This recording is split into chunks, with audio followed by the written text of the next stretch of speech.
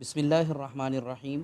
سوال ہے کہ قے، وامٹنگ، الٹی، اس کے آنے سے روزے پر کیا اثر پڑتا ہے؟ آیا روزہ فاسد ہوتا ہے یا نہیں؟ تو اس کا حکم یہ ہے کہ اگر خود بخود قے آ گئی تو کم ہو یا زیادہ ہو، اس سے روزہ فاسد نہیں ہوتا، روزہ نہیں ٹوٹتا۔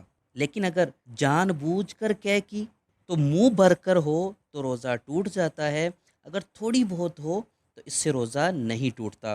حدیث مبارکہ میں ہے کہ حضرت ابو ہریرہ رضی اللہ تعالیٰ عنہ سے روایت ہے کہ نبی کریم صلی اللہ علیہ وسلم نے ارشاد فرمایا کہ جس شخص کو حالت روزہ میں از خود قے آ جائے تو اس پر قضا نہیں ہے، اگر جان بوجھ کر قے کی تو وہ اس روزے کی قضا کرے گا، یعنی اگر جان بوجھ کر کی تو اس کی قضا ہے، اور اگر خود قے آ جائے تو اس کی قضا نہیں ہے۔ قضا نہ ہونے کا مطلب یہ ہے کہ روزہ باقی ہے، روزہ نہیں ٹوٹا۔